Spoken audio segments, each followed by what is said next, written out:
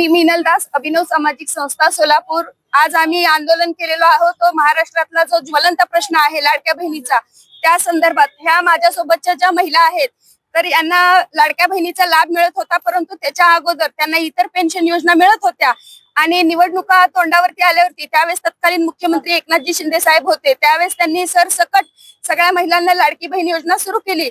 परंतु सरकार स्थापन झाल्यानंतर मुख्यमंत्री बदलल्यानंतर ज्या पेन्शनवाल्या ज्या महिला होत्या त्यांची लाडकी बहीण योजना पण बंद झाली आणि त्यांच्या पेन्शन सुद्धा बंद झाल्या। आता या ठिकाणीच नाही तर सोलापुरातच नाही तर अख्ख्या महाराष्ट्रामध्ये हीच परिस्थिती आहे। विधवा पेन्शन आहे, श्रावणबाळ पेन्शन आहे, इतर ज्या पेन्शन आहेत तर त्या महिलांना इतर पेन्शन योजना सुद्धा मिळत नाही। आज त्यांच्यावरती उपासमारीची वेळ आली आहे। म्हणून आज आम्ही ह्या ठिकाणी ह्या ज्या माझ्यासोबतच्या विधवा पेन्शन योजनेचा लाभ घेणाऱ्या आणि श्रावणबाळ पेन्शनचा लाभ घेणाऱ्या, त्यानंतर ज्यांची पात्र महिला लाडक्या बहिणीच्या आहेत त्या महिला आज ह्या ठिकाणी भीक मागत आहेत, कारण त्यांच्यावरती उपासमारीची वेळ आलेली आहे। ज्या सरकारने लाडक्या बहिणीला ओवाळणीच्या स्वरूपामध्ये लाडक्या बहिणीचे 1500 रुपये द्यायला सुरुवात केली होती, आज त्याच सरकारला या लाडक्या बहिणी आज दोडक्या झालेल्या आहेत। म्हणून ह्या बहिणींना आज रस्त्यावरती भीक मागायची वेळ आली आहे। या महिला जेव्हा तहसील कार्यालयामध्ये जातात त्यांना पैसे मिळत नाहीत इतर पेन्शन योजनांचे, त्यावेळेस त्यांना समाज कल्याण विभागाकडे जा म्हणतात। समाज कल्याण विभागाकडे गेले असता त्या ठिकाणी उत्तर दिलं जाते की एनओसी वर्ण बंद आहेत, एनओसी वर्ण मिळत नाहीत।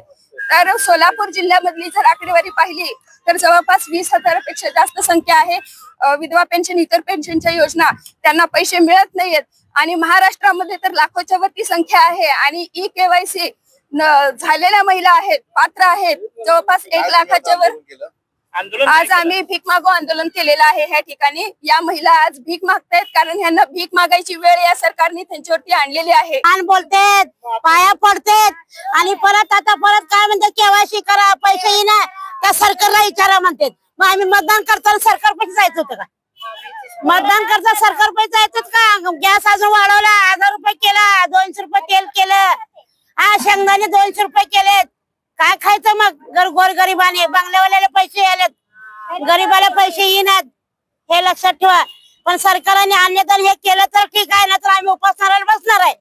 ओके, आता तुम्ही भीक मागत्या वेळेस एका सामाजिक कार्यकर्त्यांना तुमच्यासोबत हुज्जत घडली, नेमकं काय म्हणणं होतं त्याचं आणि तुम्ही त्याला काय सुनावलं? अहो, हे सरकारचं काम आहे ना, आपण आता हे केवायसी करा। एका सामाजिक कार्यकर्त्याबरोबर तुम्ही तुमची शाब्दिक चकमक झाली, नेमकं काय बोललात त्याला? त्याला मी म्हणलं तू खात्यात पैसे पडला म्हणताय, कुठं पडलं? 10 महिने झाले पैसे पडला, पासबुक दाखवा म्हणलं, आम्ही दाखवतो, 1 रुपया पडला नाही आमच्या खात्यामध्ये। लोकशाही मराठी ऐका, पहा, जागरूक रहा।